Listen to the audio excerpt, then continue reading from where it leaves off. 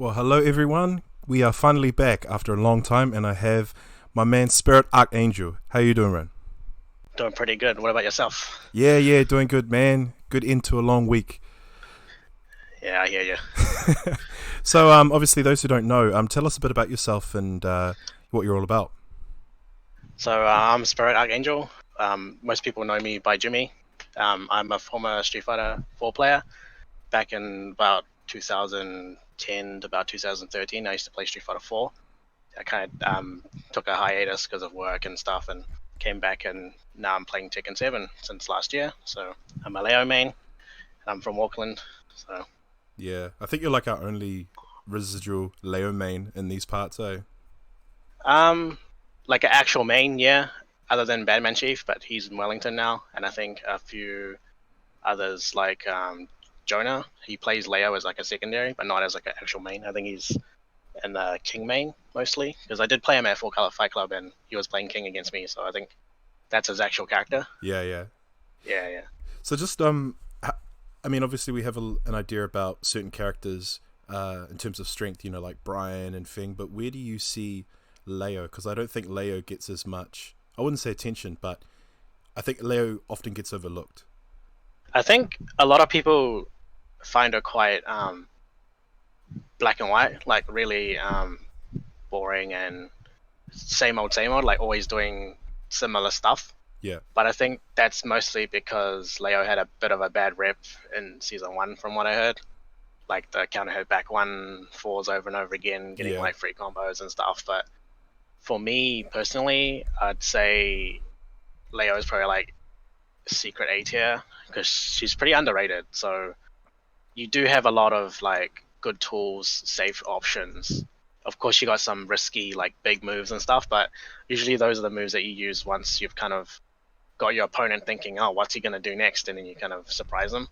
Because Leo has a lot of like surprising, crushing moves and stuff like that. So for me, I definitely say she's at least A tier. Yeah. But she does need like some fixes here and there. But Mm. those are minor things. They're not like things that will really affect your game, Yeah. long term.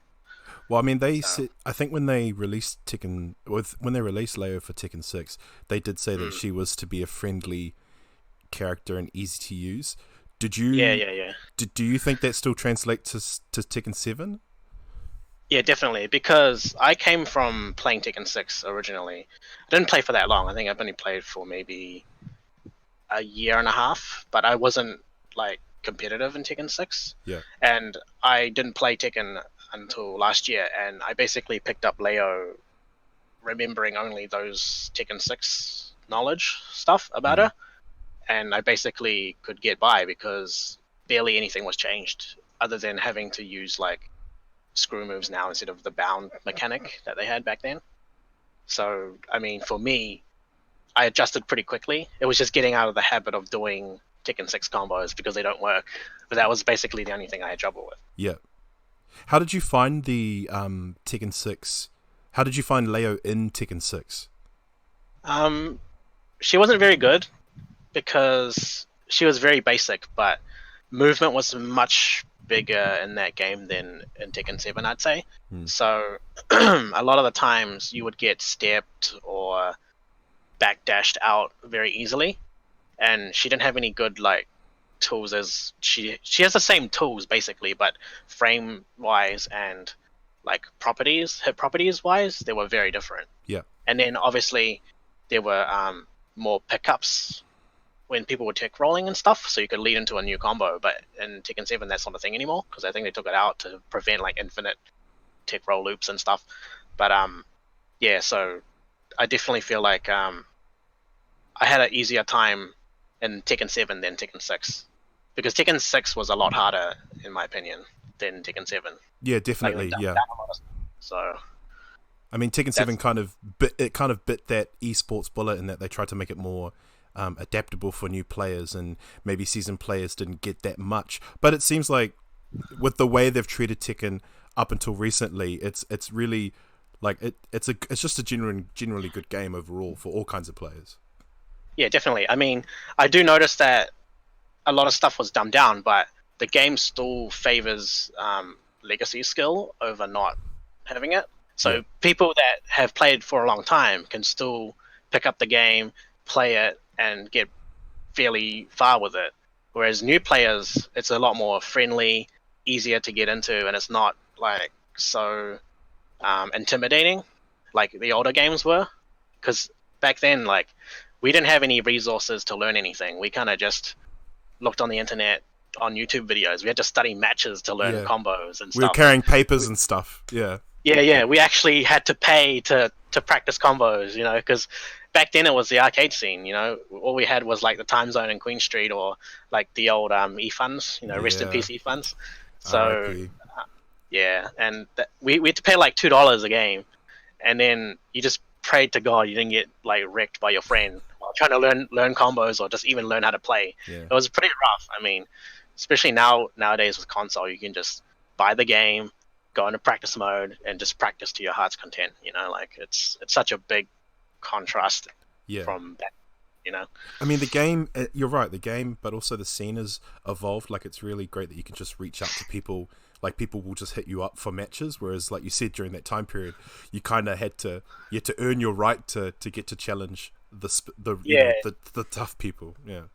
I mean, like, I remember seeing, just to name drop a few pro players I remember from back then, like there was Rambo, Yeah. Zazov, and Kornova You and stuff. You make Rambo sound like he's an old. You make him sound like he's old news. He's just like, oh, just drop some legends, Rambo. Yeah, I mean, he was like me. He kind of had to take a break for a while and came back. But I mean, I've known him since then, and I didn't really talk. We didn't really keep in touch for a couple years, and so me coming back and seeing all these familiar faces as well as some new faces were kind of like a good thing for me, because I wasn't really sure like what the community was really like now, and because obviously back then we had to line up, put your coin down or your time zone card down to like be the next in line, and they used to give you mercy rounds if you were really bad, like They called it seconds, right? Yeah. So like they destroy you for like 2 rounds, and then you just get 2 free rounds, and then you're just like, man, these guys are so good. And then it's like the last round, switch flicks back on. You're playing the real game now, and you just can't do anything. It was brutal. It's so brutal, man. Yeah. So like, what are some of your best memories from the arcade? I think it was when Time Zone used to hold those like I don't remember like if it was weekly or monthly or whatever, but they used to hold Tekken 6 tournaments. Yeah. And I remember like guys from Wellington, Christchurch and stuff would come to Auckland and compete, and then just watching like the best of the best we had back then just duke it out, it was pretty insane. I mean, even back then they were insanely good, so it was just interesting to watch how they would play and what would happen, because you never knew who would win. It was really hard to tell. So where do you see arcades in the next few years? I mean, in terms of like fighting games and anything that's not like party kind of games, I think it might not be as common, because to me now the image of an arcade isn't really like going down to go play Tekken or Street Fighter or like the old like Spaceys vibe. Like we don't get that vibe anymore. It's all the party games, right? Like Pac-Man, Deal or No Deal. Yeah, or like those ones where you win tickets, like claw machines and stuff like that now. Like that's all I can think of when I hear arcades. So that's pretty much the image I get now, because it's just so normalized now with what we used to have when we were, still going to school and stuff. Yeah.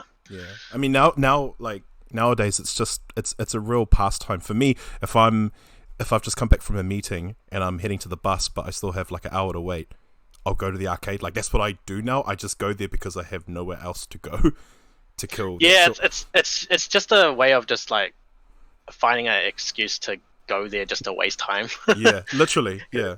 Because we used to go there to have fun and catch up with your mates or whatever, and like have a couple games. But now it's just like I got nothing better to do. Might as well just go have a look.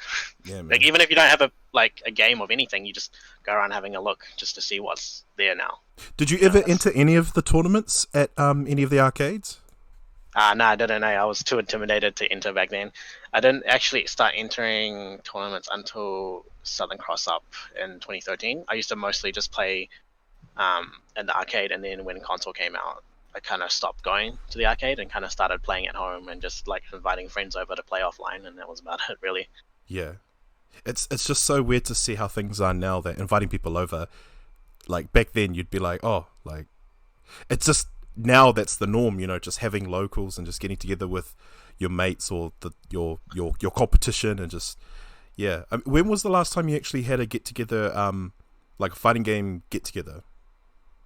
I mean, I had like 2 mates over, and that was like the most I could have because like my place isn't big and stuff like that. So I think that was around 2011 maybe, or 2012, or sometimes I'd go to my friend's house and play. As long as one of us had console version of the game, we would just invite each other to each other's places and we'd just play some offline games.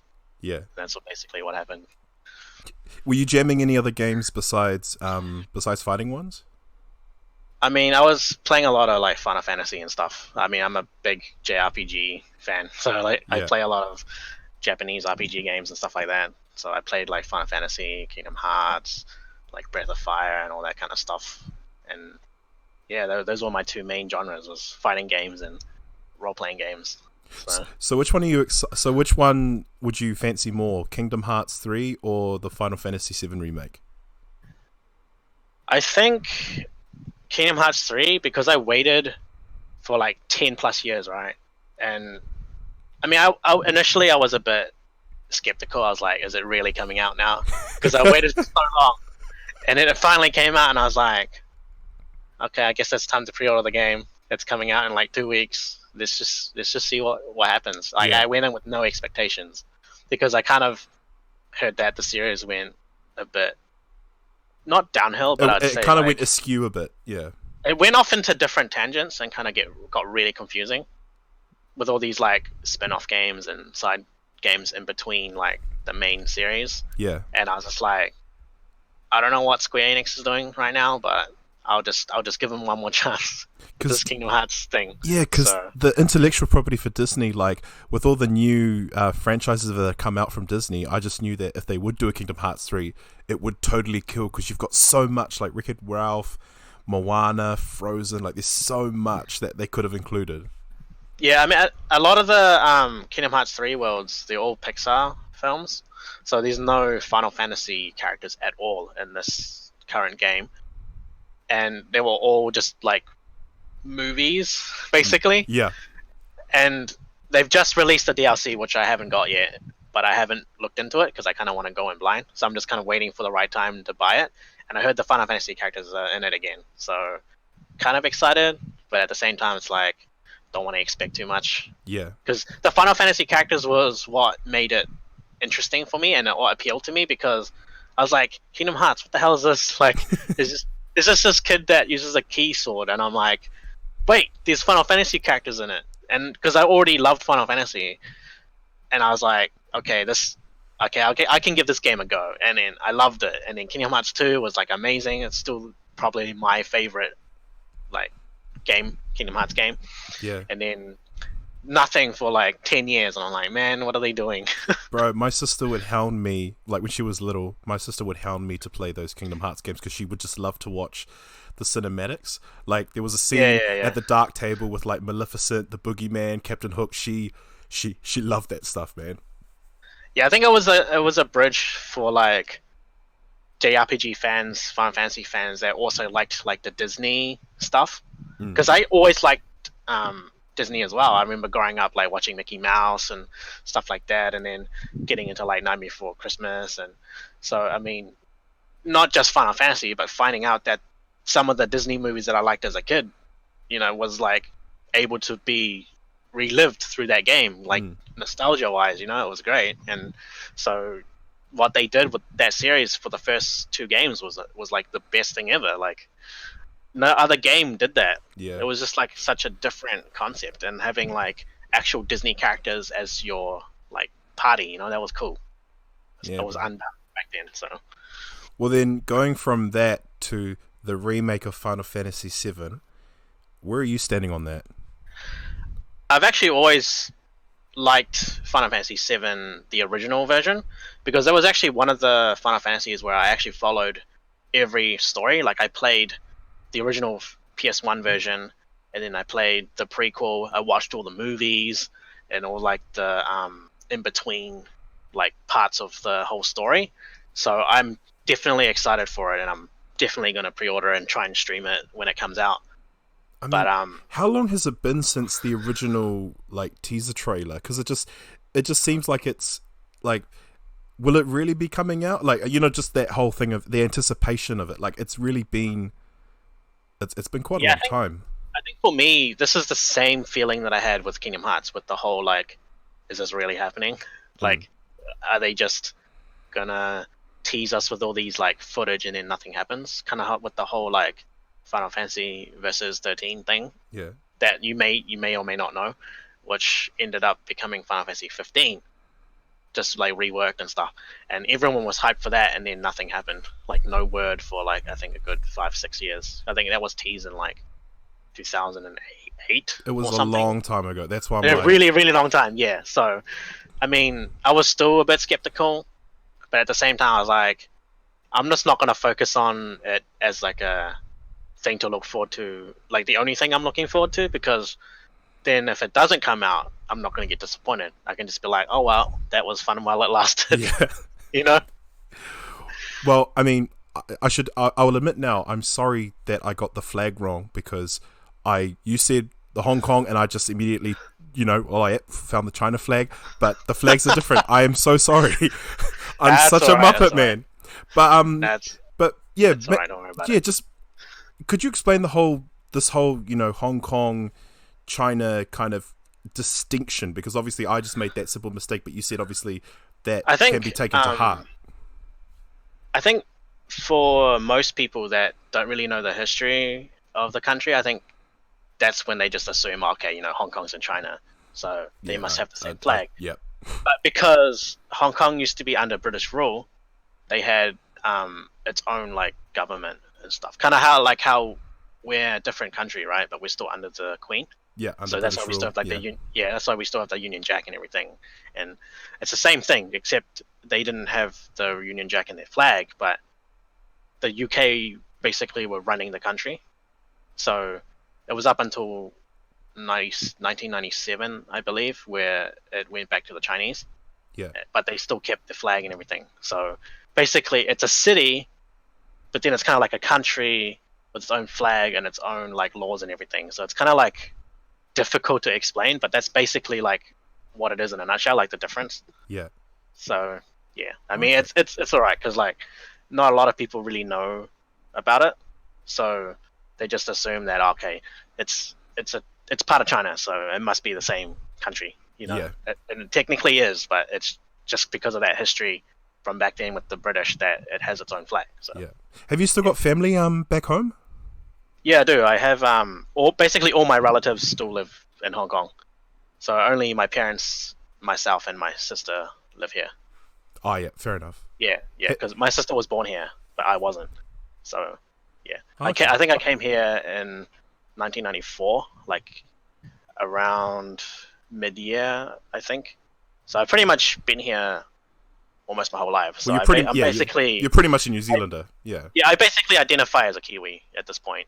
So, I mean, most people mistake me for being born here anyway. So I basically just feel it's the same thing, because, I mean, most people won't know that I wasn't born here anyway. I mean, it's not really that important.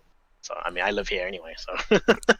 I was aware that, I mean, I don't know if I'll get the exact year, but 2007... Am I right in thinking that gaming was illegal, illegal in Japan, or it wasn't, like gaming isn't allowed in China, like in that part? Honestly, I actually have no idea. Like, I've never really looked into like China, so I honestly don't know. The only thing I know about China is that they can't use YouTube and like social media and stuff. That's basically all I know about the country, really. Okay. Oh yeah, of course. Yeah. I mean, I've been here my whole life, so I never really bothered. Yeah. So it wasn't really important to me. And you haven't been back home since, or not for a holiday? No, I've been back a few times. I went to Hong Kong about 3.5 years ago, and then I went there for like a month just to see my relatives and stuff, because before then I hadn't seen them for like 10 years. So basically, they only saw me when I was like preteen, and then suddenly like I'm an adult, and they're You're a like, wow, man. Yeah. yeah. So it was very strange because No, I had suddenly got all these cousins now, and I'm like, what? It's so crazy. strange. Left a boy. And they're all little kids as well, like this is really awkward. So I don't really know. So, like, you've been back home, obviously. Have you traveled anywhere else? I mean, I went to America last year during like over the Christmas break. Came back like a few days after Christmas, and that's basically the only other like big trip that I've really had for a long time. Yeah. And that was definitely a fun time. So I can't wait to go back there again. And you went more for R&R, like it wasn't for anything gaming related. Nah, not really. It was more of just go see my friend, just experience the country, and just have a chill time. I mean, I had a really busy 2019, so I mean, kind of just wanted to relax and just enjoy myself overseas. So Yeah. that's basically what that trip was. Was there anything that surprised you when you were in America? I think just how big the place was. Because for me, like, we come from New Zealand, so to us, scale is massively different, like, just our perspective-wise of it. Yeah. And I was just like, this is so huge, like, so many people, but it's not, like, crowded like Asia, where it's, like, a small place, and there's heaps of people. It's more of, like, it's a big place, but there's heaps of people, but this is just one state, and that's, like, 3 or 4 times bigger than NZ. It's crazy, like, how big just a single state is. It's like a country with like little separate countries. Like, so the states you can basically treat as like a mini country, since every state has its own laws, its own like different perks, or like, I wouldn't say perks, but I mean like different traits that like the people that live in every state would have. Yep. Like with the whole like different accents from like New York, for example, or like down south or whatever, like every state has its own like unique thing it's known for, and I think that's the whole thing that surprised me the most, was just how diverse everyone is, even though they all identify as one nationality. Yeah. So that's what surprised me the most, I think, was just realizing the difference just from state to state, rather than just like in NZ where like more or less, like, say you go to like Christchurch or Wellington or down to Hamilton, like more or less everyone's the same, right? Like there's no real difference. Like there's still generally what you expect a Kiwi to be like, right? Yeah. Whereas in the States it's completely different. Yeah. Because I met a friend of my friend that I went to go see, and she was from like Louisiana and stuff, and like she acted and like talked totally different to how my friend like does, and she's originally from like California, so it was just seeing that was like a big contrast to me, like how different people are and like how they act or what their like perspective is. So how long was the flight from New Zealand to America? So flying from Auckland to the international airport was about 12 hours and like maybe 10 or 30 minutes, so let's say 12 and a half. Yeah. It's quite a long flight. But then again, like when I went to Hong Kong, it was about 10-hour flight anyway, but it was just one flight instead of having to stop between different states and then fly in between states, because when you fly to the States, you have to go to an international airport, then fly domestic. You can't go straight to the state that you want to. Yeah. Yeah. Whereas like in NZ, you can just go from Auckland to like Dunedin or Christchurch straight away. You can't do that unless you're in state. Yeah. So already live there. So yeah. Did you end up coming back and appreciating the little things that New Zealand had, after spending time in America? I mean, for sure, because like the whole cultural difference is massive. Just like we both speak the same language, you have the same people with the same nationality, but just how different everyone is definitely made me realize like how much I'm so used to being in NZ. Like even trying not to use NZ slang was really hard. And I remember a few times I dropped like the "a" or like or true, and I'm like, they're just like, what? They're just so confused. What? Excuse me? Because obviously we use British English, right? So I was using different words than what they were used to, and they're like, that's not what it means, or like that's not the right word, or the pronunciation is different. Yeah.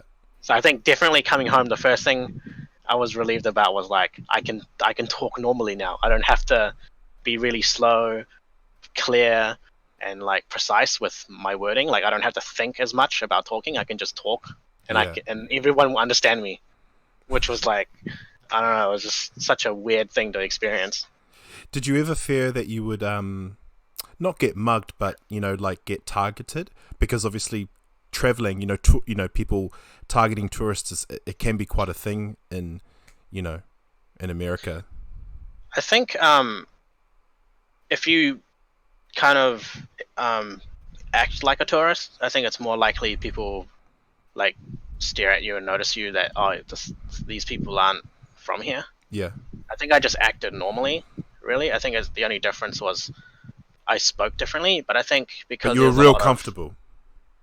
yeah, I didn't feel like I was unsafe at any moment or anything like that. Because there's a lot of like international students in Arizona because they go to school there obviously. So I think that state specifically, what I realized was they're a lot more used to foreigners. I feel Yeah. because I didn't get asked where I was from that often or barely at all. I think I got asked like twice. So which was surprising because when my sister went there, she got asked a lot, like, "Oh, where's that accent from?" or like, "Where are you from? You sound different." I only got that twice. I just didn't get asked. So I'm assuming that Arizona is really used to like foreigners. That's Okay. my like perspective anyway. It felt that way. So Yeah. Well, I mean, if you could go back to America, which state would you want to go visit next? I think definitely California, like in LA or maybe just San Francisco or something, just somewhere around LA, like California area, because like it's such a big state. I feel like there's like a lot to do there, and just seeing like the beaches and stuff, because it's more of like I think a summer oriented state. I feel so. I Yeah. think in summertime it'd be like a good season to go over there. Yeah, man. I definitely want to go to Miami, like visit those sunny beaches, eh? Beaches are always a good tourist spot, I think, because you don't have to worry about it. You can just rock up and be like, I'm just gonna chill here for like an hour. Yeah. Or it's the perfect place to just be like, yeah, like I'm not from around here. I'm from New Zealand. And it's funny how people treat New Zealanders. Like they generally go, "Oh, you guys are so friendly." Yeah, but then you think, but everyone is like that. It's Mm. not like different. I think everyone's so used to keeping to themselves or like not being friendly unless they have to. So their perspective of it is very strange about why we're so friendly Yeah. and so easygoing. I feel. So I I mean, think maybe I think we're not as pushy as maybe we're not as pushy as Australians, because I mean, I feel like they adapt the "I'm number one" attitude just a little bit more than we are. We're just more like, like it is what it is. yeah, I think that's true because we kind of just we just don't think about it as us like being different. We just kind of We're just like, always be humble and just act ourselves. I yeah, think no matter where we are, and I think that generally gets a lot more attention because they're just like, oh wow, these guys, they just so friendly, easy to approach. They're not like this weird image of like what people expect Kiwis to be like. yeah. So So I think so going back, why did you start with like what? How did you start with Street Fighter? so. I remember when I was younger, my uncle also liked playing games. So obviously that's how I got into gaming. And I remember he had like a Super Nintendo or something, and he had like this really cool homemade like stick. It was a big ass block, but it had like 1p and a 2p, and I used to just like mash buttons on it as a kid, and I just remember that so vividly. That's how I remember playing fighting games. Yeah, And then when I got older, and obviously I was able to actually own my own like PlayStation or whatever, I was like thinking back to that moment, like I should play a fighting game because that's like the only thing I remembered about gaming because I didn't really play much gaming in between when I was growing up, and so I kind of just started playing, but I didn't play to like learn it competitively. It was always just for fun and just you know enjoy it because I remember just throwing fireballs and stuff. And then when I finally finished high school, I remember that I always wanted to like get really good at fighting games, like competitive level. So I started playing at the arcades. And I think that was around the time when Tekken 6 had already came out, but I think Street Fighter 4 just came out then. So I think they were kind of like competing with each other back then. And then I used to play both, but I found Tekken really hard. So whenever I got discouraged and I couldn't feel like playing Tekken, I just play Street Fighter. I used to just jump back and forth between Street Fighter and Tekken. Yeah. Hey, just a question. Did you ever play at the movie arcades? The one where the IMAX is? Yeah. Not really. I think I only started going there recently once they've added that that new like makeover that they had, like renovation, where they like, I think they got put into a new ownership or something, where it used to be called Timeout, right? Timeout, yeah. Yeah. I never went as Timeout, but as soon as I heard it was like Game On, I kind of started going there. But Yeah. I didn't go for fighting games. I kind of just went just to like, oh, I got time to kill in between the movie. I'll just go have a look. Because they also did that promo. They had their prices at $1 for Tekken 6, which like there were some of us that actually went there just because it was cheaper than they'd go to Time Zone because it was $1. But yeah, no, because I swear, like, when I'm thinking about it, I feel like I may have actually have run into you, but I don't think we've actually played each other. But I do, because I do remember running into a Leo player back in the Tekken 6 days. But I mean, it could have been you. I honestly don't remember. It was that long ago. It might have been Blackout, because Blackout was. Oh no! This guy was not dark skinned. Definitely not. He's definitely Asian, and it's sad to say, but that's all I could remember. But that's why I'm like, it might have been me. It could, I don't remember. but that's what I mean. I don't want to say it was you, but it's like, you know, yeah. Because for me, like, I know we didn't really formally meet till last year and like actually get to be friends and stuff, but I kind of already knew who you were before I even met you, which was really strange. Dude, so I'm pretty sure that's what happened. Like, we must have met at some point and just not realized who each other was. But that's like the freakish thing, man. Like, in this scene nowadays, you kind of know about people before you've properly met them. It's kind of freaky. You know, like when you're scrolling it's like when you're scrolling on Facebook and you see the recommends, and most of the time I'm thinking, oh, okay, so I'm probably going to run into these people. I don't know where, I don't know how, but I probably will, you know? And then, oh yeah, obviously I just ran into that guy last week. Yeah, like I get a lot of recommended friends, and it's all just like FGC members. Yeah. Like, all the time. Like, it's so strange, because like, I know who they are, I know their names, I know their characters, but I just don't know them personally. But they come up on my friends list recommendations because I'm mutual friends with some of the people that they know. Dude, it's when you're looking at them and you're just like, oh, yep, cool. 56 mutual friends. Oh, yeah, he's definitely from the scene. Yeah, exactly. That's the funniest thing about it, is like on any social media now, it's just like all recommended stuff is all just FGC stuff now. It literally and is. if it's not like NZFGC, it's like overseas FGC stuff. Like top players from like the US or like Japanese or Korean players. It's like always FGC related, no matter what now. It's ridiculous. So like, what was your last memory of Time Zone? My last like vivid memory was when Tekken 6 got that update where they added I think it was Elisa. Oh, not was it Elisa? Oh, Lars the BR update, yeah.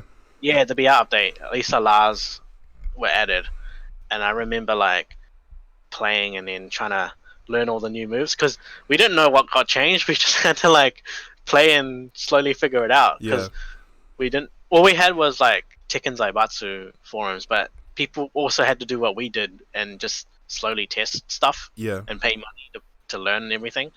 So I think just the fun of not knowing what was changed and just kind of like going in blind and figuring things out.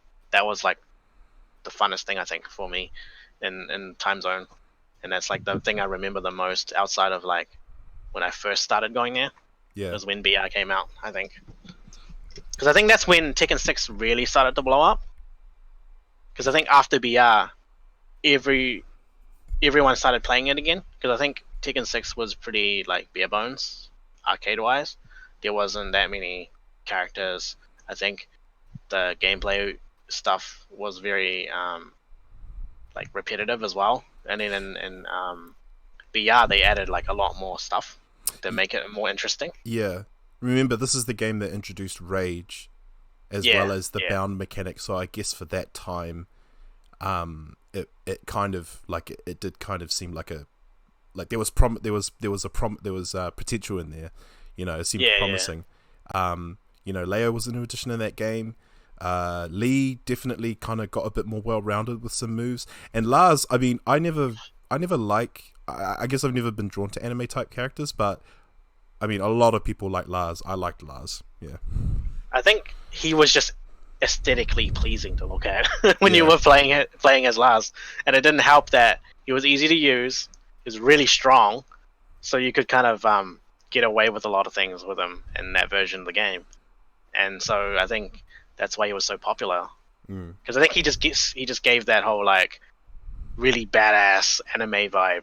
Yeah, man. So, yeah. Oh, plus on the console release too, they had that scenario campaign, which Oh, that's actually right. that was actually pretty. Like, I actually didn't give it too much credit, but I actually thought that was really well done.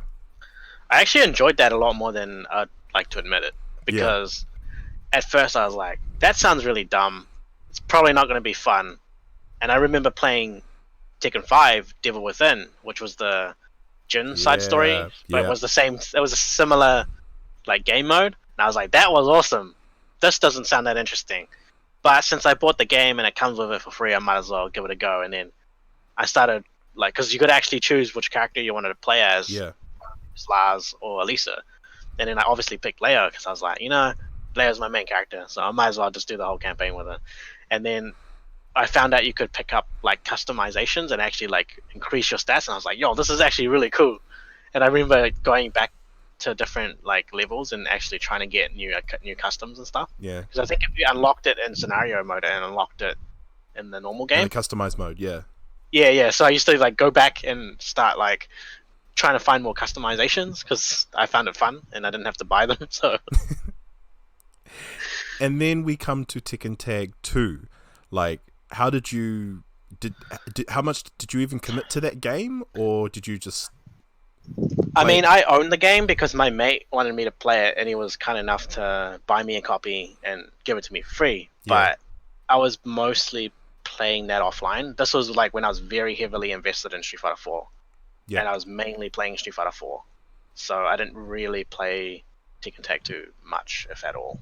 I think the only thing I knew was like that some characters were really, really broken, and that was it. Like, I think I used to watch tournaments though, but I'd never played it.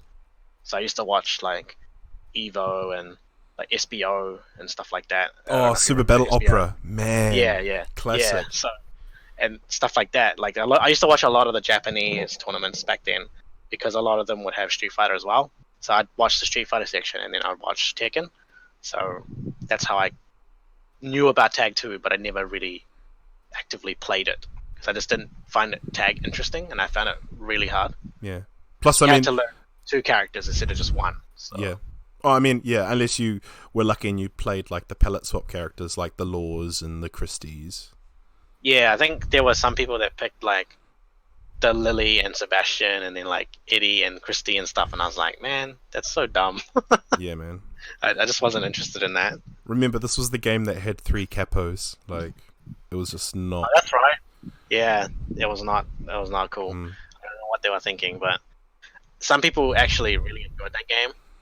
But for me, I don't think it was a game that I would say that I enjoyed at all. It's so funny. I enjoyed it at a time where everyone else didn't, but I kept it to myself. But then, obviously, as time went on, like pretty much near the end of its lifespan, I ended up being like everyone else and just despising the game. I think it's because you enjoyed it because you're like, this is something new. It's not Tekken 6, and it's keeping me occupied with the whole Tekken side of things. Yeah. But then the more you play it, the more you find all these like broken setups or mix-ups and stuff, and you're just like, man, this game is just so many things wrong with it. Yeah. And then you just start disliking the game. Well, But then when you think about it, the more you disliked it at the time, and then like the further time goes on, and then you think back, you're like, man, I missed that game. I thought that's what I realized that is happening to people, because like I wouldn't say that I hated Tekken 6, but I wasn't exactly like, oh, I love this game.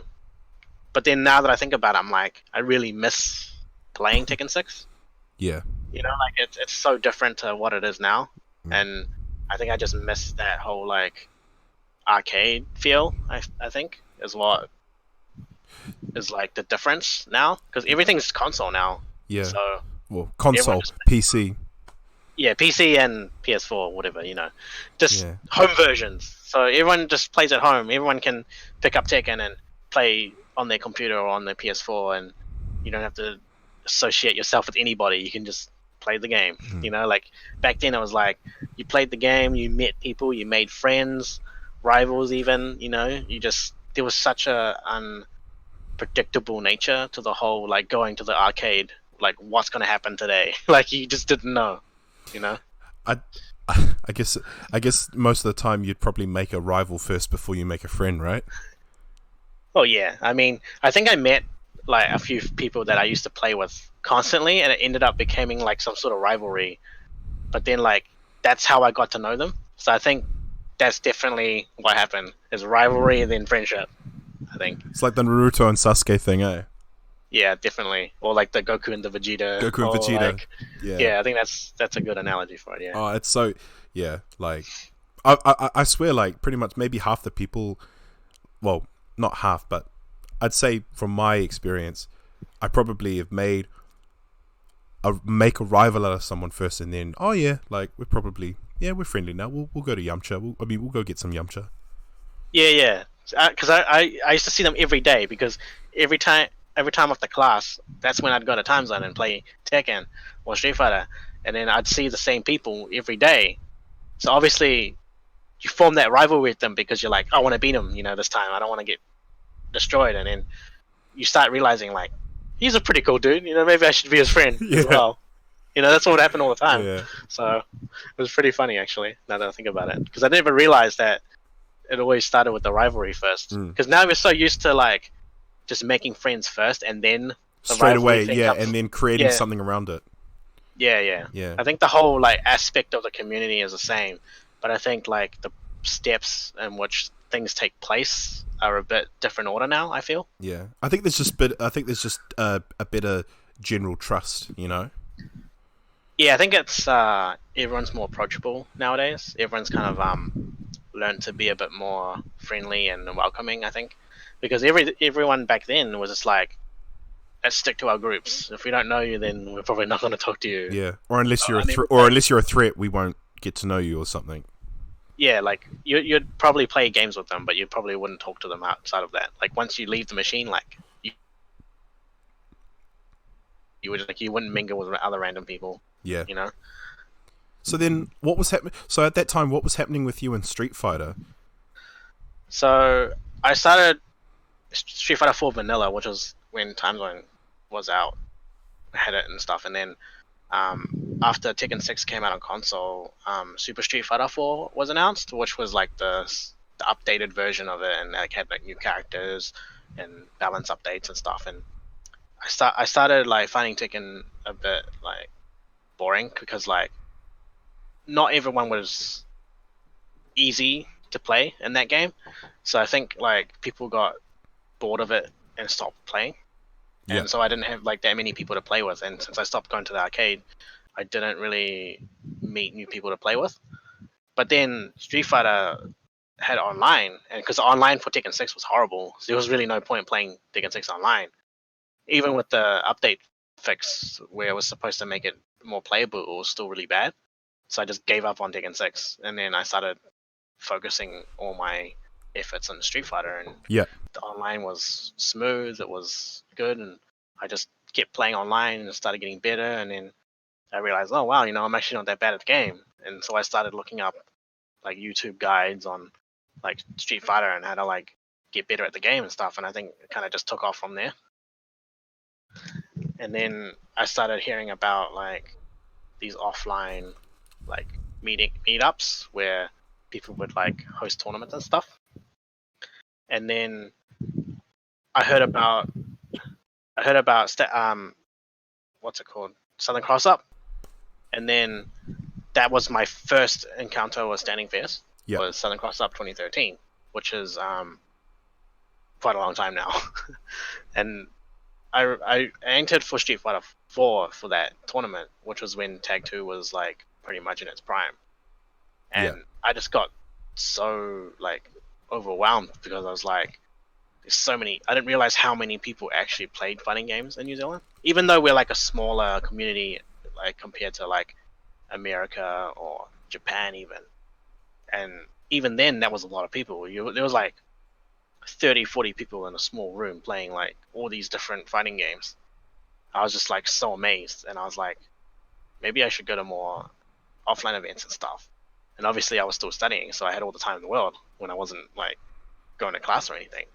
So I just started like, I think I went to like 2 or 3 Rambats, and then I remember like Dave there and like Sol. I think even Danny was there, and that's when I really started getting to know like Danny and stuff, because he was a fellow Street Fighter player as well, and we played online because we used to have this like, I don't know if you remember, but StandingFierce had like some forum that they used to run, Yeah. and it was a Street Fighter section, and obviously I chatted in there a lot. I used to like learn like matchups and other things, and then there was this online league that they used to do where you do like a first to 5 with the other person that was picked for you, because it was like a way they picked the roster, like the A and the B. I can't remember exactly how, but just from memory, I remember there was this league that we did, and whoever won would get points, and whoever had the most points at the end of the month had like a placing. Yeah. And I remember playing like Danny, and then a bunch of other like Wellington and like where else, Christchurch and stuff, like strong players from there. I think like I got absolutely destroyed, but I was like, that's when I realized like, you know, there's an actual like full on FGC. Like I just didn't know, and then that's when I started really getting into the game. But then I had to get a job, so once I started working, I just couldn't make it to offline events anymore, and I just got too busy, and then eventually I just kind of forgot about it, and I stopped playing fighting games for a while just because I didn't have the time. And then I think I heard Tekken 7 started getting really big, and then that's how I was like, maybe it's time to like start playing a game again, because I did play Street Fighter 5 on release, but I wasn't like too impressed with it.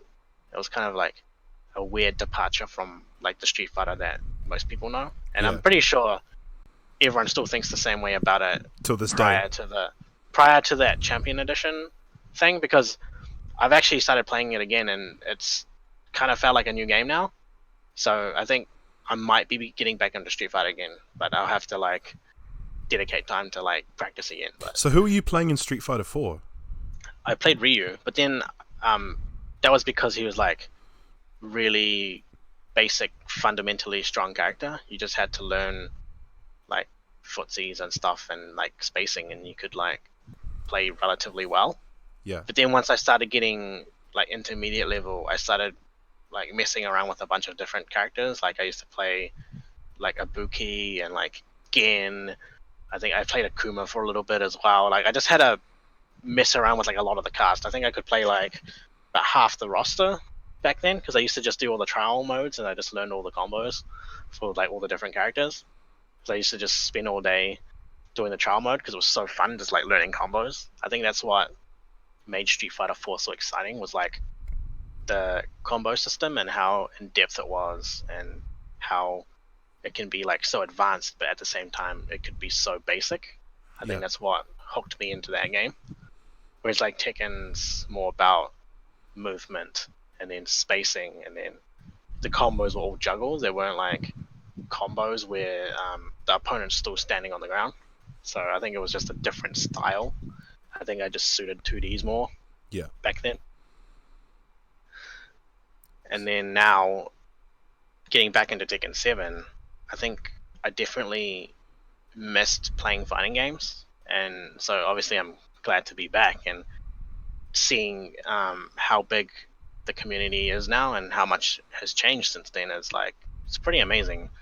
I mean, I remember Rambats back then in like 2014, 2013 was like maybe 15 people at most, and that was just like maybe 10 people for Street Fighter, and then like whatever else was left over was like the other games. But I remember they only had like 2 or 3 games, and the Rambats, and then most of the time people would like enter 2 or 3 games, and then that was it.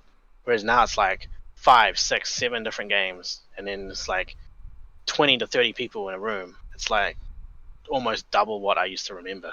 Yeah, it's like it's so different, and then you see all these like old faces that I remember from the arcade scene that still play, and then you have all these new like younger players that are like just as good, and it's crazy to see like the skill gap now with how people can learn games these days compared to what we went through when we were at the arcades. yeah. So And plus, definitely feel like the way we can approach fighting games has definitely changed, because like now you can go on YouTube and look at tutorials and stuff, and then you can also get other players can coach you or give you advice, and you can like learn from that. But back then we had to do everything ourselves. Yeah, I was just gonna say, YouTube, Twitter, Discord, people showing tech. I mean, you've done some Leo videos recently trying to do your King K4 cancels, which are going pretty well. Oh man, that stuff is really hard. I mean, I've been practicing for a couple hours for the last 2 days just to like hit that combo maybe like 2 or 3 times. But then it's like hitting the combo is not really the objective. It's like learning the timing of the cancel. So then once I get comfortable with it, I can throw it out in a real game when I need to. Because a lot of people have a misconception that, oh, why are you bothering to learn such a hard cancel when you can just like, because it's so easy to drop. Like it's really not that like easy to do. It's quite difficult.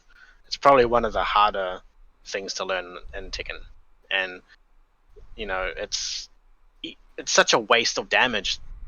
But then at the same time, it's like, where's that moment where if I just did a normal combo, it might not kill, and then what if he gets a mix up on me and then I lose the round? Yeah. What if this one moment I had just learnt this cancel and I could have like added that extra damage and won that round? Like that's what goes through my mind when I learn stuff like this. It's like for those critical moments where, what if I did this instead of that, and it helps for that one match. I don't know. That's just what I feel like. One day it will benefit me to learn these. I don't have to use it, but at least if I know it, when I need to bring it out, I can bring it out. And I feel like that's what makes like some fighting game players like so good. Yeah. Because like, say Knee, for example, he's like that guy that just like learns every character. So he's really hard to beat because he just has so much knowledge on every character, right? But then you have like people like you and me, where we're specialists. We loyal to our characters. We stick to one character and kind of like break them down from the ground up. So we basically learn everything that we possibly can about the character. And I feel like that sort of stuff is more beneficial than like learning a bunch of other characters, because you can learn the whole cast, but at the end of the day, you're only learning like general things that probably will help. But when you meet that one person that just might know a bit more than you, it might be difficult.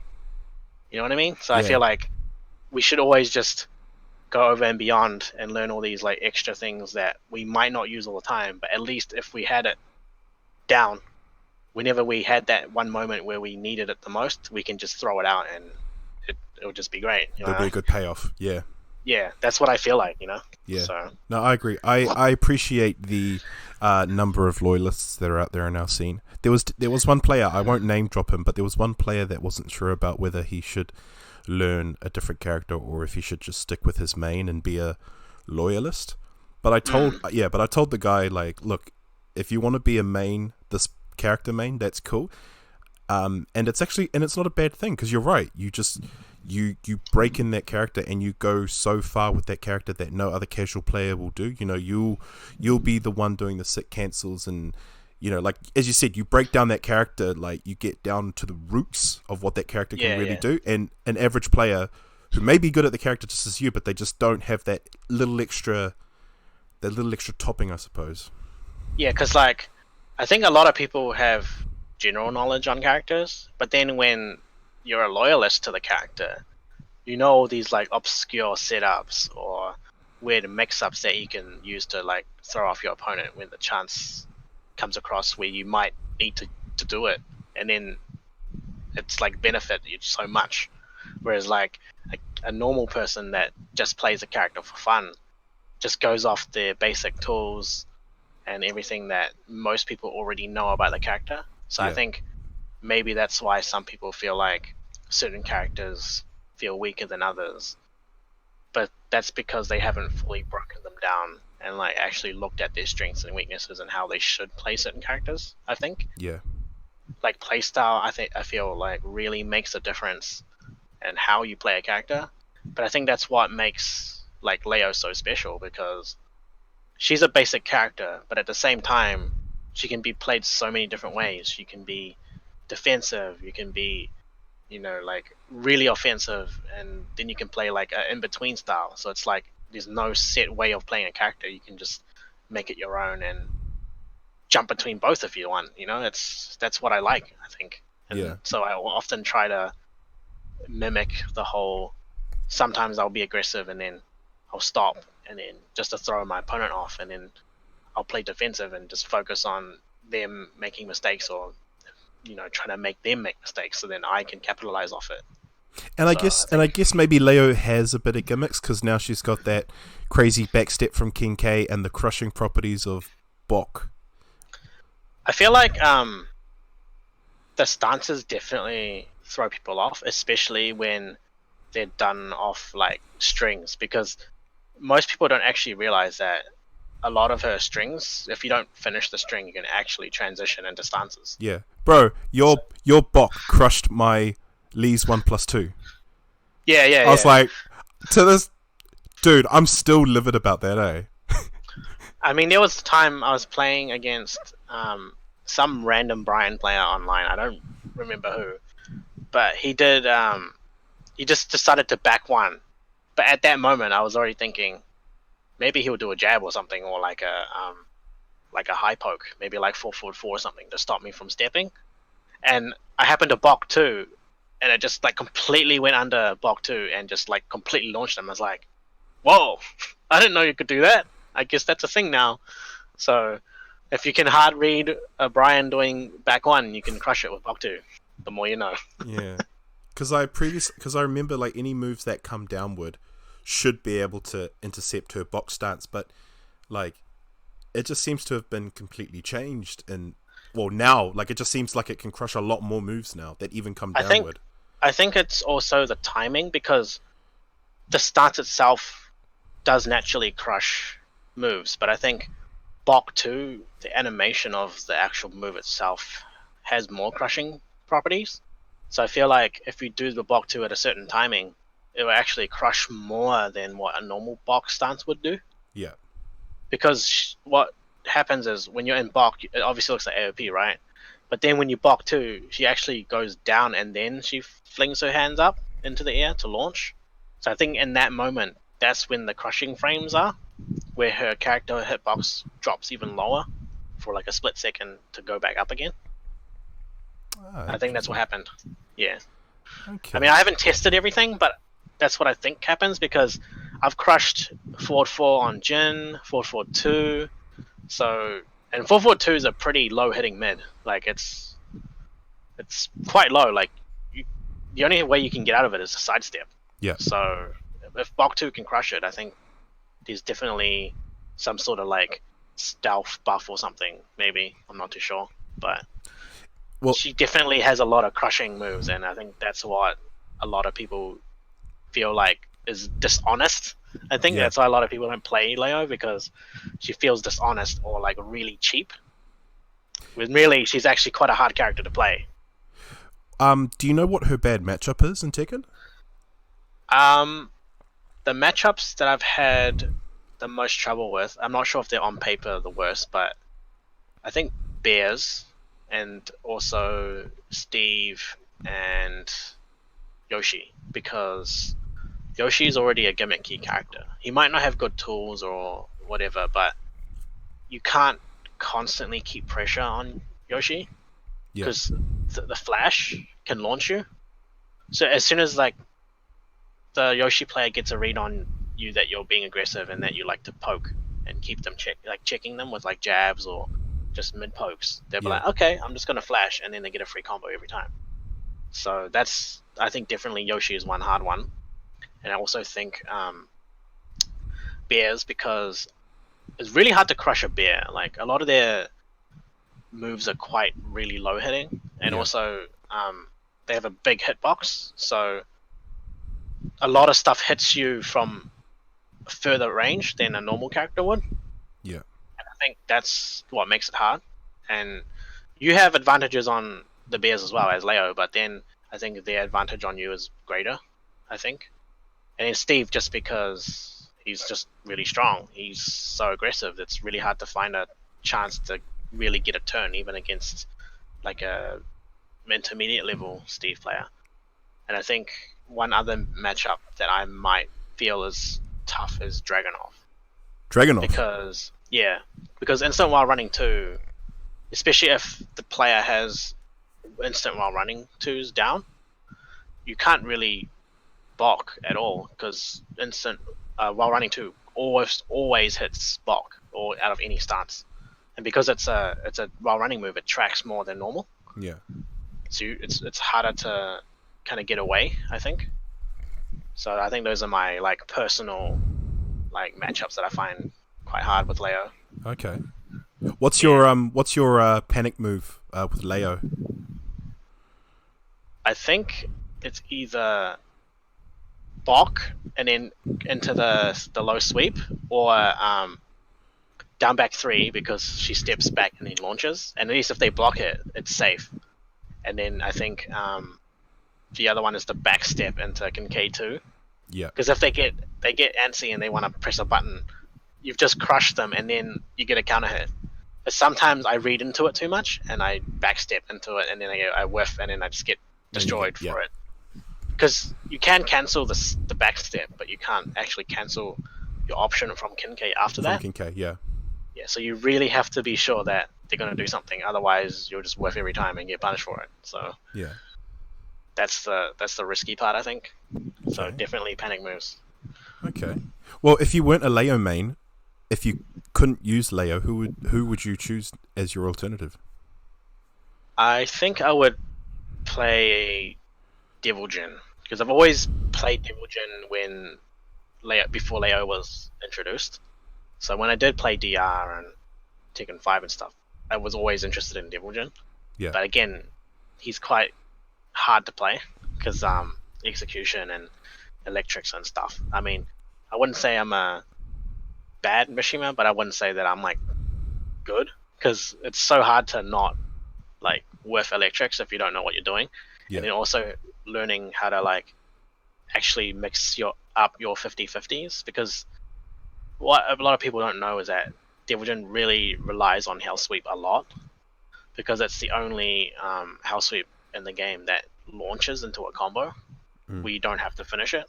So you can just mix that up with a mid, and then suddenly you just have to guess, like, is he going to Hell Sweep me, or is he going to 4-4-2, or is he going to while standing 2 launch me? Yeah. Like, it's such a hard guessing game, but you have to just not rely on Hell Sweep too much, but then at the same time you kind of have to, because that's like his only low option. Yeah. So I think that's why he's hard, but I think he's definitely a fun character to play. I think I'd play him a lot. If Leo wasn't in the game, I'd definitely be playing Devil Jin. Oh, well, there's one character that is definitely not hard to play, Leroy Smith. Where do you, yeah. Alright, man, where do you stand with Leroy Smith? And this is after the pet. When I first, when he first came out, I did play him for like a good short while, because I mean I was overseas, I had nothing to do. I was like, okay, I'll play Tekken for like an hour, and I was just doing combos and stuff, and didn't really look into it too much. Didn't really like look at any like match videos or any like not tournaments, because there's nothing on, but I mean like any like streamers or anything. So Yeah. I had no idea like what he was really capable of, and I was kind of like on and off with Tekken at the time. And then I started going on Twitter just to check the usual, and then what I see is these like all these comments about like Leroy being broken and all this stuff. And then when I came back to NZ after my holiday, I started like looking into it more, and I was like, damn, this character's like way too strong. This is kind of like Tekken 4 Jin vibes again, where like everyone just used that one character because he was just so viable, and everyone else just Yeah. couldn't compare, or just had a difficult time against the character. And then Evo Japan rolled around, and was it like 6 Leroys or was it 5 or 7? I don't even remember how many. Bro, it was 6. I was doing an event, so unfortunately I didn't get to watch any of Evo Japan, the pools, but I was looking Yeah. at the tweets and I was like, oh my god, like this is horrible. Like this is so bad. So I only watched top 8, and obviously I was rooting for the non-Leroy characters, but yeah, like I was just seeing some of these people were like they were real upset, and some of them were even angry, like Yeah. yeah. Because I didn't watch too much of the pools, but when I did watch some, I think I watched one match, and it was like Mimi versus one of the Leroy players. I don't remember who it was, but I was just like, man, this character is really taking over the game right now. Like, are we playing Tekken 7 or are we playing Leroy 7? Like, Leroy 7, yeah, that's the yeah, that's the what's joke. going on? And then I stopped watching for that day. I was like, man, if this is what Evo Japan's gonna be like, I'm just not gonna watch pools, because I'm pretty sure we're just gonna see like a lot of Leroy mirrors, Yeah. not just from top players, but just from like the normal people that came to Japan for Evo, you know. Yeah. And then the next day I watched top 8, and I was just like, what the hell? There's like 7 Leroys in top 8 and a Julia and a Kazumi. What the hell is going on right now? And then I watched the first match with Ulsan and was it Book? Also, Was that? I think I think it was Ulsan and Book. yeah. And no wait, it was Chikurin actually. It was Chikurin. It was Chikurin and Book. Chikurin, Yeah. Chikurin and Ulsan. I was also And yeah. yeah, and Ulsan decided to throw a Bob out. He decided to play Bob, and he took out Chikurin. I was like, yo, this is really hype. Like, Yeah. I don't want to be like, because it's cheering against Leroy, but like, this is actually quite hype. So I was like, okay, I'm gonna watch the rest of top 8, and then the rest of it was just Leroy versus Leroy, Leroy versus Leroy, and then until it was Mikio, the Julia player, that's when I was like, this is really hype. When he was facing Book, that was probably like the hypest match ever, like in the whole thing. But at the same time, I was just like really disappointed. I was like, is this what's really happening with the game right now? Like, is it just gonna be everyone using the same character and everyone else isn't viable anymore, or like what's going on? Like, did they intentionally do this? Or... I mean, it was said online, and I will say it again. They were, I think, they were aware of the character and obviously the trouble that he was causing, but obviously their plan just wasn't implemented fast enough, and it wasn't as effective. Like even the changes that happened in this patch, like people are still like, I can think of like 5, 6, like a lot more moves that definitely need a bit of tweaking with Leroy. And the stuff that they tweaked, it's really not at the essence of what, you know what I mean? Like it's not really the best things to alter right now. Like there should have been a lot more changes. I think only because we know what we know now going from after Evo Japan.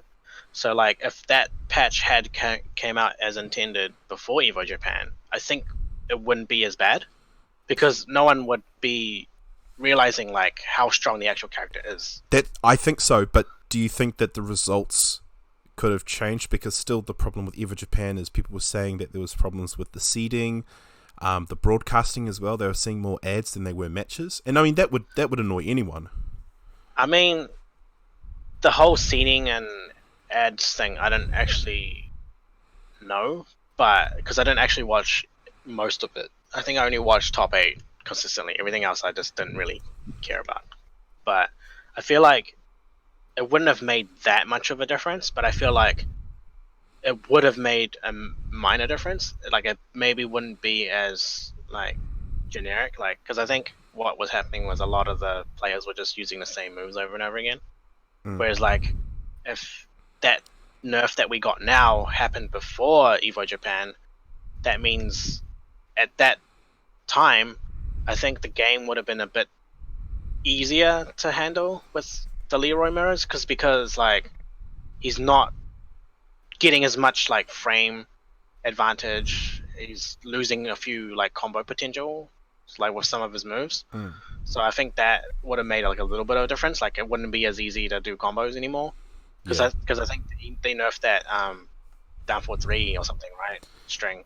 The pickup So from forward 3, yeah. So so it doesn't hits, work anymore. Yeah. So it pushes, like hits them a bit lower, so it doesn't give that pickup. So I think in that regard, that would have made a massive difference at Evo Japan. Oh, but also forward 3, if you did up forward 3 plus 4, 1 plus 2, which is the palm, because obviously a lot of people would do that for the wall bounce, or sorry, for the wall push, and obviously that wouldn't have happened. Like people would just get grounded, because definitely there would have been situations where people would have used that to carry to the wall or break the wall. So I think at this moment, after what we went through with Evo Japan, it's definitely not enough. But at the time when they originally intended to release it, I think it was fine for that specific moment. But because for whatever reason they couldn't get this patch out, and their lack thereof communication, it just was a joke and ended up being a big bomb, basically. For some people, I think it was just that lack of communication. It was like, hey guys, we have a patch, we think we might be able to put it around this time. Unfortunately, it's after Evo. Like even then, people would have anticipated, okay, we're going to see a lot of Leroy matches, but then just to have it kind of in our face, like, oh yeah, this hasn't been tweaked since he's been released, and it's been how long already? I think that's what was the tipping point for a lot of people, was the fact that there was no communication, and then the fact that they were really ignoring people that were mentioning it. It's like they didn't really want to talk about it, but all they had to do was just say that the patch may or may not be able to be implemented. That's all they had to say. Yeah. And it would have been a lot less like how it went down. Because then we would have been ready for actually what was going to go down. Yeah, and because we had no word of it, we wasn't sure what was going to happen. I think that's why it ended up being as bad as it was. Yeah. Because it just looked like they didn't care, when really they probably did care. It's just for whatever reason they just couldn't get the balance patch out in time. Yeah. And which is understandable. It happens sometimes, but just because they didn't say anything, it just made it seem a whole lot worse than what it originally intended.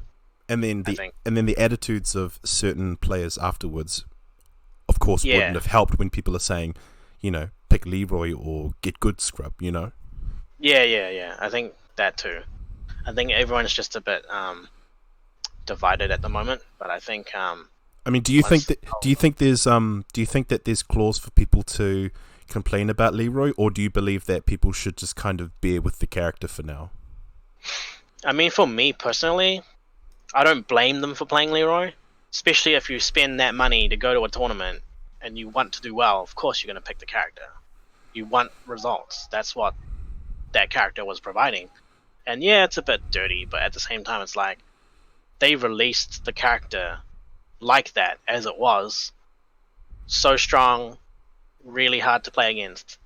Of course you're going to pick the character, but at the same time it's like you have a choice to not play the character and struggle, and there were 2 people that didn't, and look where they got. They still managed to get into top 8.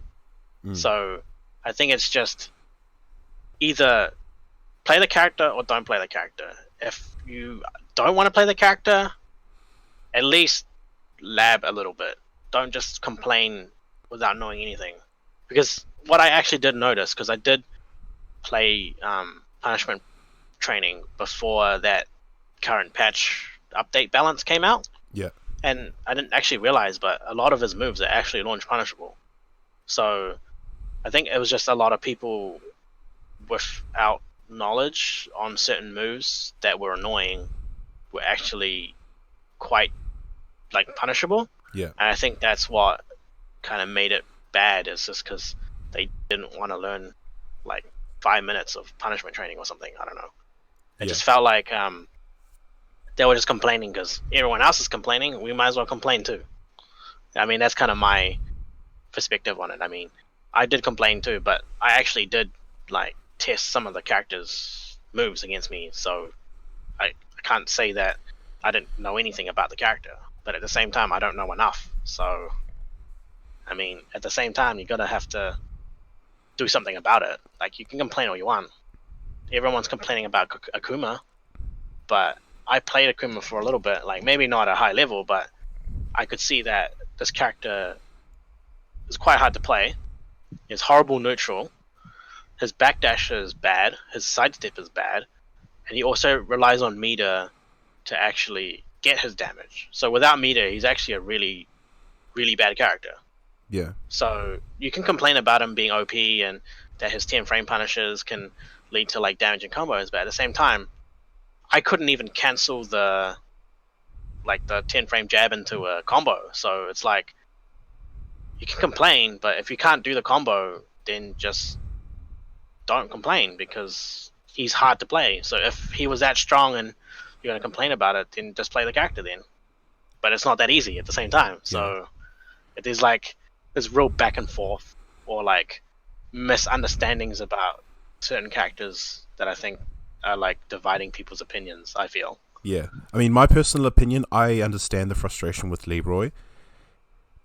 But then at the same time, they're going to paint a picture of a villain no matter what the character is. So if it's not going to be Leroy, it probably, you know what I mean? Like, if Leroy was nerfed, and if it's not going to be him, it's going to be Akuma. And if it's not Akuma, it's going to be, you know, Geese or so. Like, there's always, like, unfortunately, Leroy is that character for everyone right now.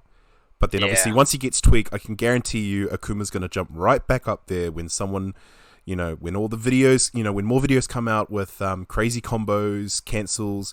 Yeah, like it's just gonna hop from Leroy to another character. That's it. And I think also Akuma gets more hate because he's a 2D, and 2Ds play differently in Tekken than, like, let's say Leroy does, because Leroy is still on paper a Tekken character. So he has no like meter, he has no jump, like neutral jump or anything. So it's just, he's just a lot stronger than the rest of the cast. So that's why everyone hates him. But Akuma at the same time, and Geese even, they're really annoying to play against if you don't know the matchup, which is understandable.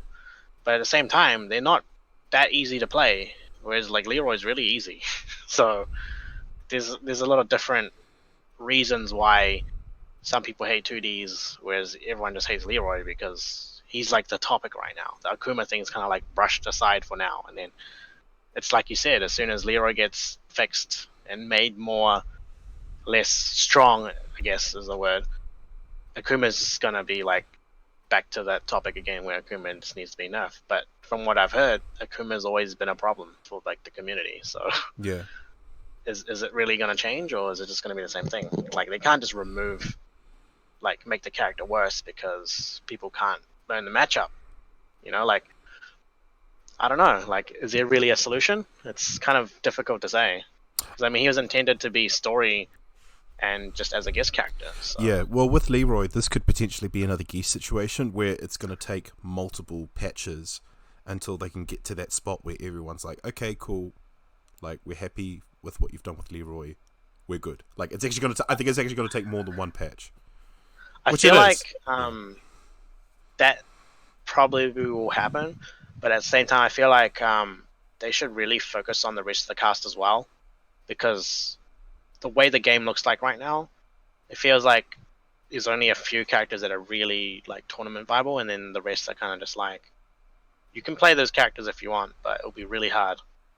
You know, that's what it feels like right now. Yeah. And I think they should give the rest of the cast some more like attention, I think, because it's not really like that common to see like other characters now. It's always just strong characters in tournaments, and that's all you see. Like, there's even the loyalists are giving up, you know, like, it's kind of difficult to say. It's a betrayal, man. It's so upsetting to see like Jimmy J Tran, Brian, get knocked out by you know, I mean, even Book Jump, man, from Jinder. I'm just like, oh, man, these people selling their souls. Like when Liquid Gen used to be a Leo player, and then he gave up Leo and played Shaheen Yeah. because Shaheen was so strong. And then now that Leroy's come out, it's like, hey, I'm gonna go to Leroy now. It's like, at the same time, it's like you can't blame them, but then it's like the characters are not strong enough. Like, what can you do? Yeah. Especially if you're a sponsored tournament player, you need results. Yeah. You're obviously gonna jump to Leroy. Like, Yeah. I don't blame them at all. Yeah. You kind of have to think with that. You kind of have to keep that kind of business mentality in mind. Yeah. You want that result because you need to please your sponsor because they're the ones that are paying the bills for you. Definitely, and I feel like that's why I don't blame them at all. So, I mean, it's a difficult position right now for Tekken, but I feel like once the development team kind of figures out how they're going to fix the whole Leroy thing and maybe buff a bunch of the other characters, I think the game should be back to normal again. If that new character, Fakuram, I think is pronounced. Fakumram, yeah. Yeah, that guy. Yeah, if he's not another Leroy situation, then I think we'll be fine. I think it'll take some time for everyone to get over the whole Leroy 7, thing, and then I think Tekken will be back to normal. Yeah, I think we just need to let it blow over. I think. Yeah, let's hope so. Well, what do you think of the new patch with the changes to Leroy and the subtle changes to, the few characters that were mentioned? I don't think Leo was mentioned, was she? Leo was mentioned, but I don't know why, because that move that they changed, I've never seen it do what it said the bug was. So I don't even know what was supposed to be fixed. But apparently Forward 3 used to do some weird hit animation. I don't know. Because I used that move all the time and it was fine. So I don't know. But in terms of Leroy, I honestly don't know. Because I haven't played enough Leroys to really know. Yeah. I've kind of been avoiding playing online since he came out. So yeah. Well, I've avoided online solely for Leroy. But yeah, I mean, down 1+2. That's my biggest. Yeah, there's down 1+2. The parries as well. No changes to the parry. The down back 1+2. That parry as well. That cancels the. That intercepts the attack. Yeah. Oh, that one. Yeah. I think it's like I said earlier. These changes right now are just not enough. After we've seen what the character's capable of. Yeah. And I think it's a little bit too late. It's like, if you're only going to release this now after what's happened, we should have just waited a bit longer and just get a proper patch where it fixes Leroy in a bigger way rather than just minor things that don't even matter now because Leroy Japan's already over. Yeah. It's not going to make a difference now. So maybe before that Tokyo Tekken World Tour event, maybe we'll see some variety this time. I don't know. Here's a big question. If TOs wanted to ban Leroy, do you think that's an acceptable choice?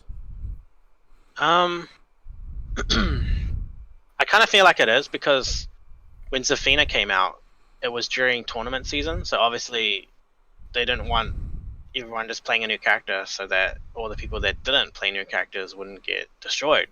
And I feel like that's kind of fair, but then at the same time, Leroy's been out for a while, so they kind of can't just suddenly say, "Oh, this character's too strong. We can't let him be used in the tournament." So I think it's kind of 50-50 for me. It's kind of fair, but then at the same time frame wise, I think it's a bit too late. It's too. It's already done, right? Yeah. Yeah, it's too late. So that's all right. Tell me what your most tell me one of your most important matches, tournament wise. Or should I say memorable? I meant to say your most memorable match in tournament. For last year or just in general? Yeah, for last year. I think it was Arashi's Anarchy where I had to play against Hartevius, that Rotorua Xiaoyu player.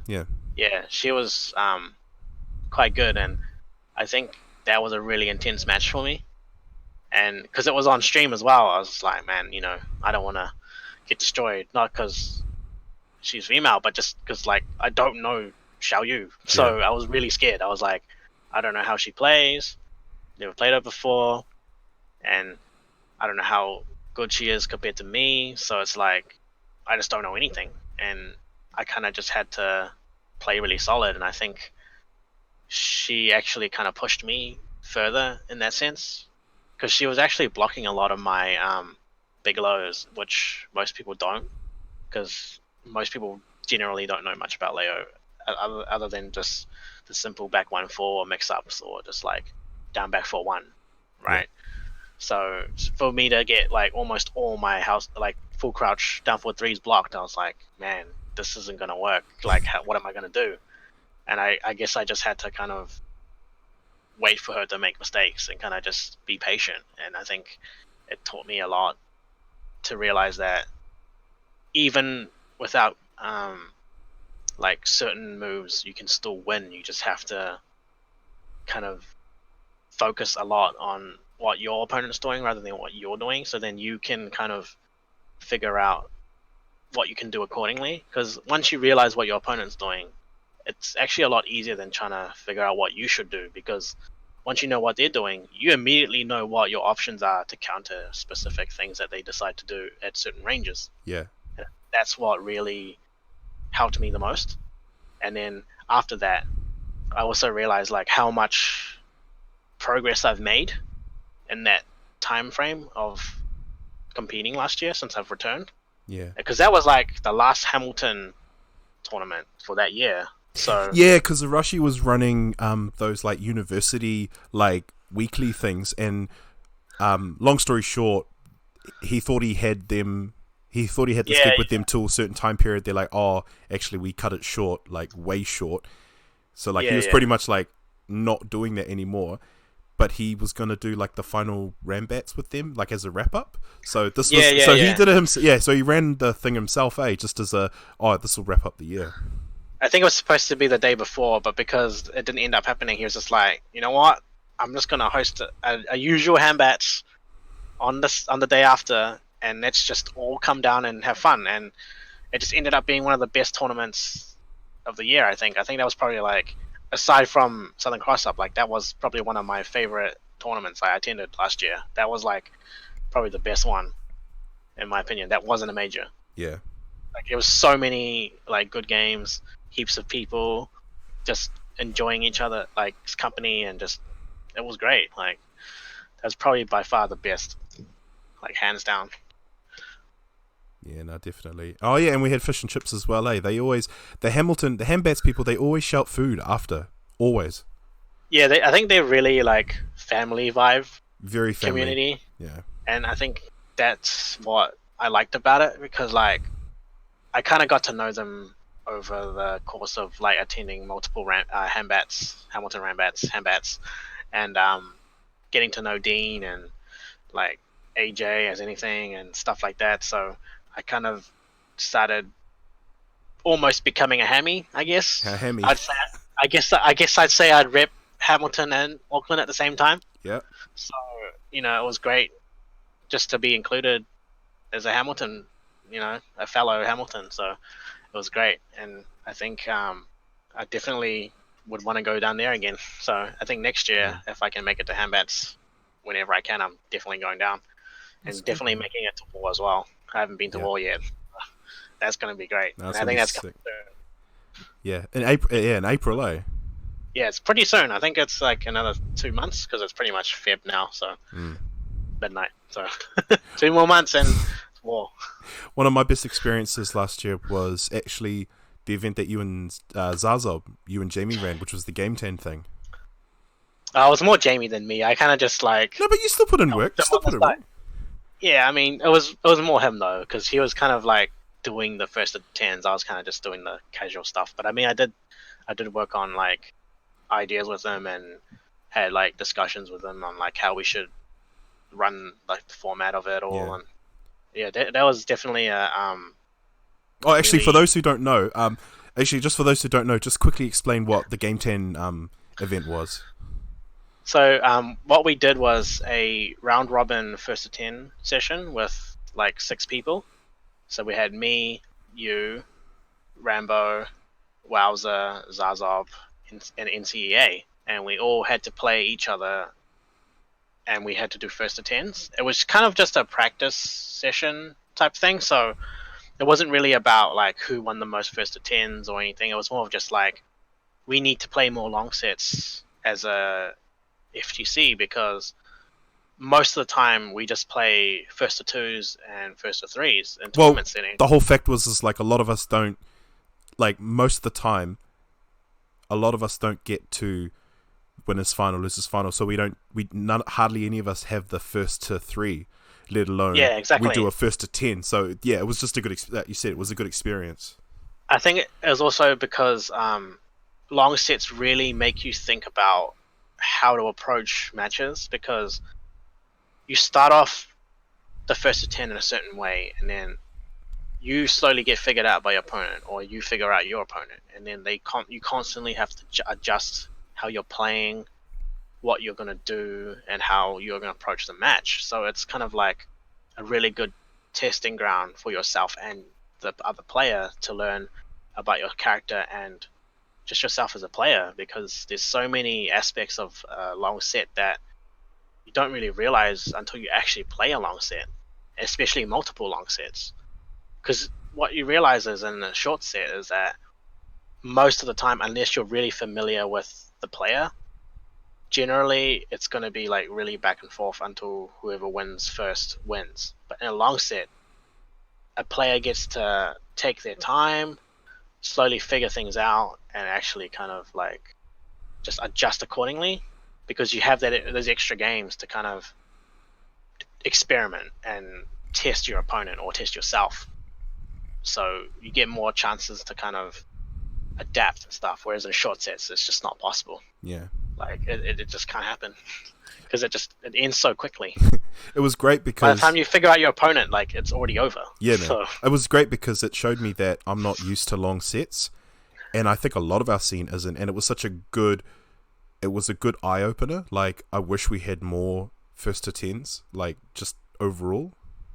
I think it's also for some of us, we don't actually get to play certain people in tournament at all because we just never get to a certain like placing or like the finals and stuff. And generally, we always have a consistent like top 8, I guess. And it was my first time playing a lot of the people there that session, so I didn't really know how to approach certain like first to 10s. But the people that I usually play against all the time, even in casuals or just in tournaments, like I feel like the less you know your opponent, the more you learn. Because like if you play someone all the time, you kind of have a fair idea of their character habits, what they tend to do often, or like their knowledge of like how they play against you. But when you both never played each other, it's really more enlightening in the sense that like you both have no idea what's going to happen in these 10 games. It can be any sort of outcome and it wouldn't matter. At the end of the day, you're still walking away with knowledge, experience, and just getting more out of your game in general, because you've experienced that long set now. You have an idea of what you should approach in a long set, or like how you should approach a long set. And I think that makes a difference. After the first like 2 or 3 like long sets, you definitely start to get the hang of it, because even though it's still tiring, it's like the first one you're always like, man, this is so long, like how do I keep the momentum or whatever? Like you just don't know. And then once you've done like a few, it's like, okay, I kind of have an idea of how I should do this now. But it's definitely true, like a lot of us aren't used to long sets because we just don't do those kind of like long sets at all. And usually when we do, it's like first to 3 casuals, and then we'll just like rotate and just like play someone else. Or like go off and do something else. Especially when there's limited setups at Rambats or something, right? So yeah, it's definitely something I think we should do more often. So hopefully we can have some more. If you had to choose the next lineup for the first to 10, can you think of 6 players from our scene? It'd be nice to get some like non-Auckland players in, actually. Like AJ and stuff, right? Yeah, like AJ, even Blackout. Um, who else is there? There's can't think of names right now. There's a few Hamilton players I think should come to Auckland and do like long sets, like AJ, Dean, even like Majin Buu, the Madak player. Oh man, he's a crack up, bro. Yeah, he's He's a G, man. He's cool. I feel like even some of the Aussies have a advantage over us in terms of long sets. I think. Oh, they're on a different level. Just even in first to tens, I think. Like, yeah. In terms of the competitive like level, they could cruise in first to tens compared to us. I definitely feel like we should go out of Auckland to get some more players in for the next lineup, because that way the scene can kind of like even it out. Whereas like if Auckland's just too good, the other scenes need to catch up, and then it's more work for them. Yeah, because Auckland's always going to be stronger no matter what, because majority of the strongest top players reside in Auckland, so we'll all constantly have that advantage over them. But if we can like organize them to have first to 10 long sets with us and stuff on a regular basis, we're not just only us leveling up, everyone else is leveling up at the same time, and then we can all level up together, and I think that's the ultimate goal. Yeah. Would you want to do one for Street Fighter as well? I think Jamie does want to do one for Street Fighter, but I'm not actually sure exactly when or if it will be anytime soon, but he said it'd be great to do one for Tekken and Street Fighter, so I think that's definitely something he's thought of. And since I'm getting into Street Fighter again, I'd probably want to, but I think I'd need to practice more first, because I think Street Fighter is a whole different ballpark compared to Tekken. Yeah, man. Especially Street Fighter 5. So. Well, is there someone in the scene that you haven't faced yet, in tournament or in casuals, that you want to? I think I've always wanted to play against. There was a guy that was at Southern Cross Up. What was his name? That good old Anu fella. I think I only played him. Oh yeah. I think we played against him in casuals at Damager Cup, but we were just like having fun on the side. Yeah. I think I only played like 2 games with him. I think that's someone I really want to play, like, because we don't get enough Yoshis in NZ. Like, all we have is like Fergus Kumos. Like, that's the only one I can think of. Like the only one like we physically know of. Yeah. So I think we just need more characters that are uncommon that we should play against more often. Yeah. Because sometimes learning a character takes a lot of effort and might not end up benefiting us in the same way that playing against someone that's already known the character like really well in a matchup would benefit, I think. Because like for me, I've learned a lot just from playing like Zazob's Julia. Like I've tried learning Julia, but Julia is really hard. But just playing against Julia itself, I think definitely has made a difference. Even like just in general, like I know the character more in terms of like how to deal with the character. I think definitely that's why I think we should play more uncommon characters. I think. Yeah, I found it quite funny because I went to Damager Cup, obviously to support the Street Fighter guys. I didn't go to play Tekken, and obviously I was surprised seeing a few of you guys there. And I'm watching, and then like I walk past one of the beer booths and I see the laptop, and like the 7 of you guys are just like all huddled around that laptop. I feel like Street Fighter players can stand and watch Tekken, but Tekken players can't do the same for Street Fighter. Like they'll watch it, they'll get bored, and it's like, oh, like Mia, can you get your laptop? Let's run some sets. I think it's mostly that way for those that don't play Street Fighter. Like, whereas if it's like me or Jamie, and even yourself, we can watch Street Fighter like no problem. I think it's because we find it interesting. I think it's just for those that have never really played it or dabbled in Street Fighter, just think, oh, it's probably like how Akuma plays in Tekken, just no like sidestepping. It's probably really boring. Yeah. I think that's why. I think it's just a like really weird perception of it. But I think Street Fighter is like one of those games that's probably more friendly to watch from like a casual audience, I feel, compared to Tekken. Yeah. But I think it's just Tekken players. Most Tekken players don't play Street Fighter. So I think that's why we'd rather just play Tekken. Yeah, they're a different breed, eh? Like people have said that a Tekken player just doesn't. They don't play multiple fighting games. Like they'll generally just be a Tekken player. But Street Fighter players, I mean, they can not only watch, but they'll get interested in Tekken as well. I think it's mostly because Street Fighter is a lot easier to learn, whereas Tekken takes so much time and dedication to get good at that it's like, why should I spend time playing another game when I could just focus more on Tekken and get even better? I think that's their like mindset. I think. Yeah. Because it's hard juggling two games. Like I've kind of done it before. It's very hard. Yeah. So, yeah, I guess I'll ask now. Who's your fighting game waifu? I'd definitely say Lily. Like, really? I've always, yeah. I mean, No. Leo's kind of No. not really confirmed to be a female, but I always referred to her as a female from the original story before Yeah, they decided to change it. we could talk about that because I actually wanted to know what your thoughts were. I thought Leo was a female.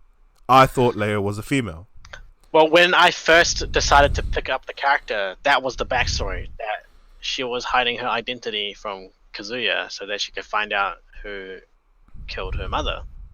But then it got changed, and suddenly Leo has no gender now, and it's like, it's up to interpretation. I'm like, this is such a like weird change. I think they did that on purpose, but at the same time, I like the whole female hiding her identity thing to find out what really happened to her mom. Like, I think that's a cool backstory.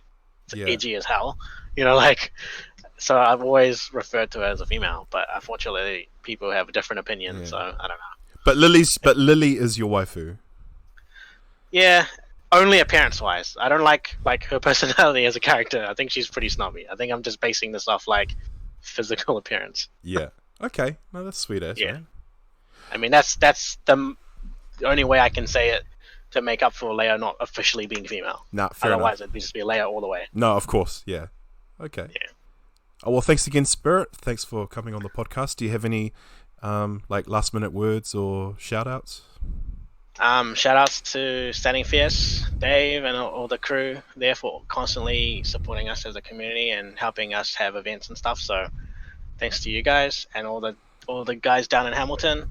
Hope to see you guys next year, and thanks to you and Soul Shakers for hosting some stuff every now and then. Greatly appreciated. No, you're welcome, man.